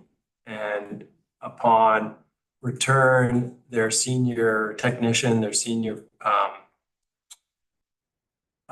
staff will be on site for the commissioning and the startup of that. And we're assured that it will work and that all of the issues will be resolved. And so we're very hopeful that that confidence does play out in the way that is described. Unfortunately, that means we're still looking at least a 2-month delay before we get the skid back and operational. So it's anticipated that will happen in May. Great, thank you. Councilor Wake. I just wanted to second the CAO's comments about the great work that the crews did, and I wonder if we could have some resolution of thanks to I think the words were small but mighty roads crew for a job well done, because it was quite a task, and I think it involved a lot of overtime. I think the fire department people were out there as well. And There were many people out. I believe there were as many as 30 BC Hydro and Alpec trucks that came to the island. We're fortunate that there was no big event happening in the Lower Mainland, so they could afford to send such a dramatic response. The fire crew was out. The utilities crew were pulled from their regular utilities duties to help with the roads. Contractors. We had many contractors out. And I know myself at one point was, watching other people just out of the good nature clearing our roads, that aren't even contractors or part of our team. And so there was a lot of support across the entire island. So shall I make the motion? A motion of thanks to all the crews that were involved in the cleanup from the storm, March 3rd, including our own road and utilities crews, private contractors, BC Hydro, and all the residents who volunteered as well. And the fire department. And the fire department. Thank you. Moved by Councillor Wake, Second. seconded by Councillor Morse. Any discussion on a motion of thanks? Seeing none, I'll call the question. All in favor, raise your hand, say aye. Aye. Then that carries unanimously. Okay, moving on to reports of committees, committee of the whole and commissions, 10.1 minutes of the advisory design panel. Meeting held February 5th, 2024. There is the committee recommendation here regarding the Snug Cove design guidelines. The staff recommendation is that council refer the Snug Cove design guidelines update to its next strategic initiative review, which is actually next Monday. So moved. Oh, Councillor Fast had her hand up, so I'll.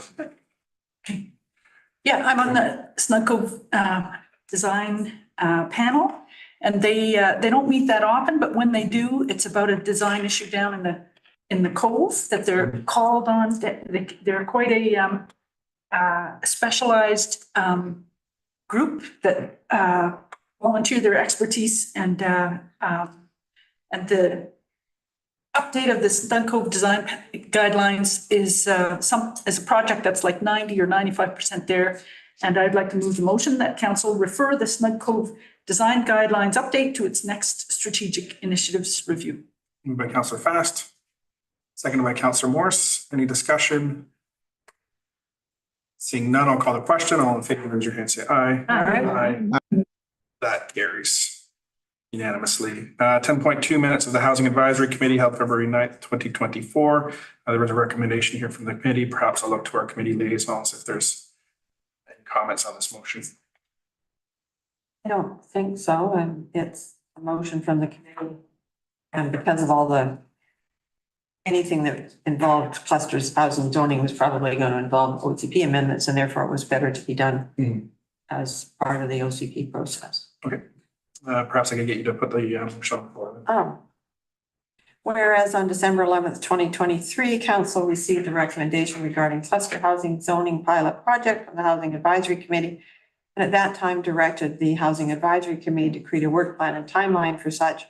And whereas on January 8th, 2024, council adopted the terms of reference to support creation of a revised official community plan, OCP, and whereas developing a cluster housing zoning pilot project that would require amendments to the official community plan to proceed would be duplicating work being done through the OCP review process. Therefore, be it resolved that the Housing Advisory Committee recommend that council redirect the HAC from work on the cluster housing zoning project to work on the cluster housing zoning, which will occur in conjunction with and support of OCP review and development. Moved by Councillor Morse, seconded by Councillor Wake. Any further discussion? Seeing none, I'll call the question. All in favor, raise your hand, say aye. Aye. And that carries unanimously. Moving on to item 11.1, new business notice of motion for the March 25th regular council meeting regarding seeking exemption from Housing Bill 44 requirements for councilors who might not be familiar with, I think this is the first notice of motion we've had this term. So any councilor can bring forward a notice of motion that gets published under new business in the first agenda that appears on. The actual motion itself won't be debated until our March 25th meeting of council. However, I would look to councillors Fast and Getty, perhaps just to provide some brief comments and an overview and thoughts on the motion before it comes to us. Yes. I thought notices of motion were just to be presented and that was it, no discussion. And no comments, just read the motion. Okay. So the motion as it reads then, perhaps we could get yep, Councillor Fast.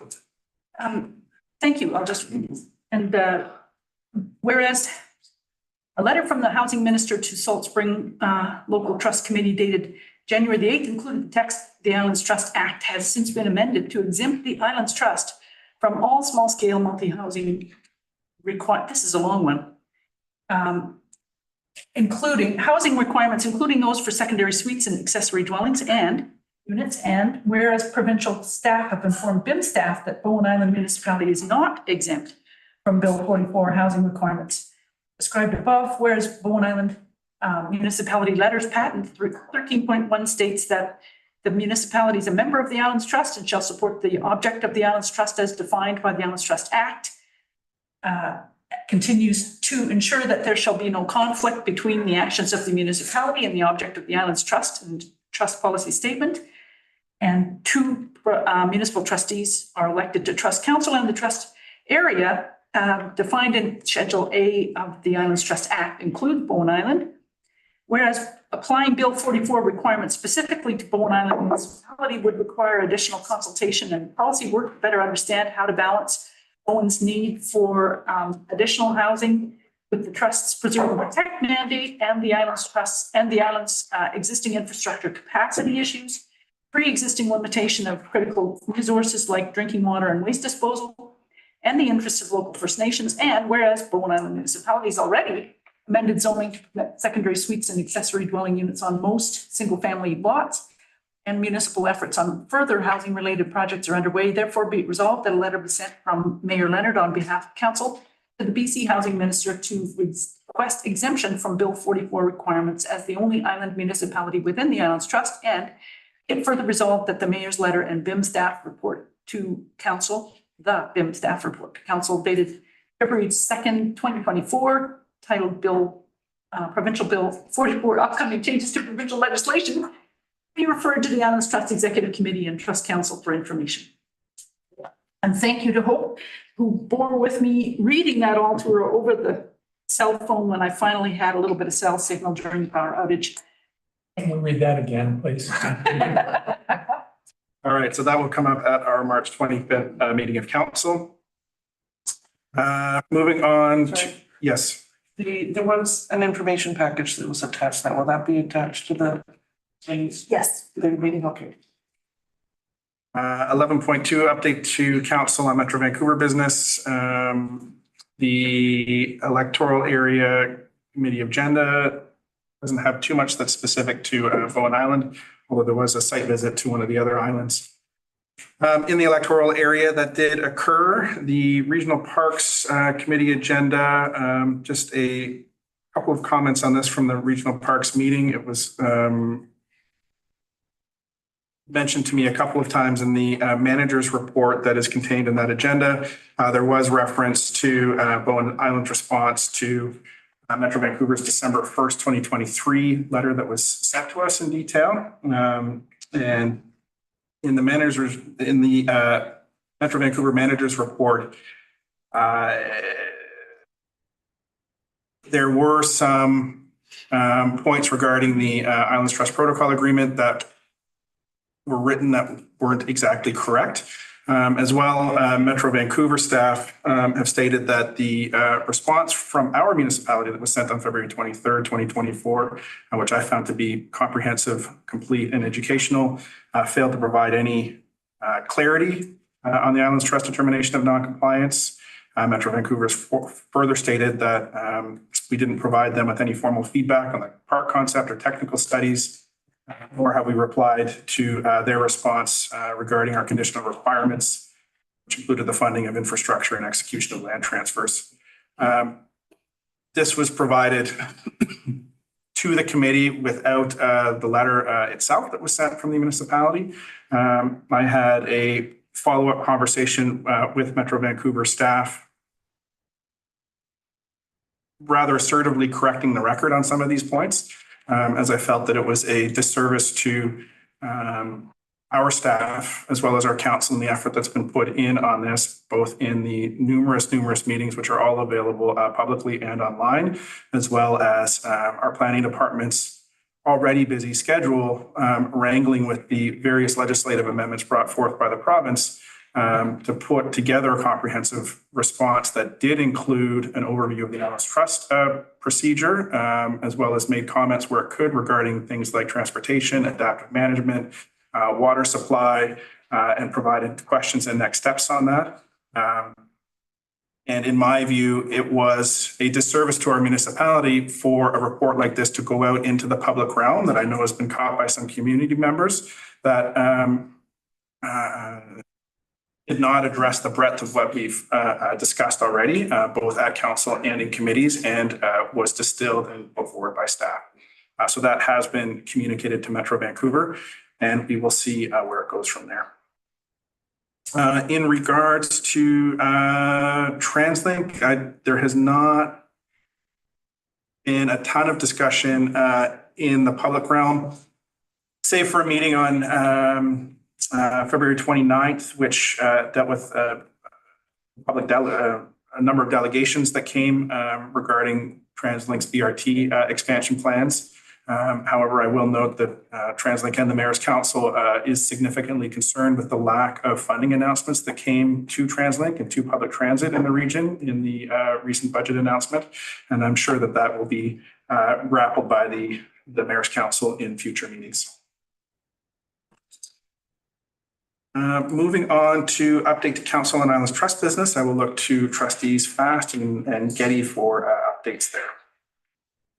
Rise and shine early tomorrow for 3 days of trust meetings over in Nanaimo. And we've got a full day of budgeting on Wednesday. And tomorrow we're talking about the strategic plan. And we've got a couple of consultants coming in to help, one to help us with that and another one to help us with media coverage and working with media. That'll be late Thursday. We're back right in early Friday or late Thursday. And I'll just add to that. If anybody wants to look at the Trust Council agenda, you'll see pages 148 to 153 are where there's a sort of summary of the budget that indicates which ones BIM contributes to. So in the page 148 to 153, look for BIM contributes. I think one of them is a typo, but that, and we can bring more info later if you like. And there's a good budget sort of history in there too. Right now, BIM is still sitting at the 10.8% increase in the tax requisition. And I can talk about that. I've got an item in there about moving towards agendas in HTML, as we've done here at BIM. Works so well. And there's going to be talk about hiring our new CAO because the Russ Hodson-Peller is retiring. And there's a Living with Fire webinar coming up March 26th. Thank you, staff, for having put a notification out already. This is trust area wide, where we've got a panel of experts that'll be talking about how to best prevent problems of wildfire near your properties, and coming from the Trust Programs Committee that I sit on. And so I've been urging that it happen early enough in the year that people have a chance to do some of the actions with it. So that'll be March 26th. Thank you. It's free, but you have to register. Free, but you have to register. Yeah. Okay. Thank you. Moving on to section 13, question period. Question period is an opportunity for members of the public to request clarification or ask a follow-up question relating to an item discussed at this meeting. Questions must relate to an agenda item, and must be directed to the mayor. Limited to 2 questions per speaker, not exceed 3 minutes total. To the corporate officer, are there any folks online looking to ask questions? Okay. Anyone in the audience wishing to ask questions? Seeing none, I will look for a motion to adjourn. Councillor Getty, seconded by Councillor Saunders. Any discussion? Have lots of discussion. Seeing none, I'll call the question. All in favor, raise your hand. Say aye. Aye. That carries unanimously. We are adjourned. We will 10 minutes, maybe 9 minutes, come back at 3:50.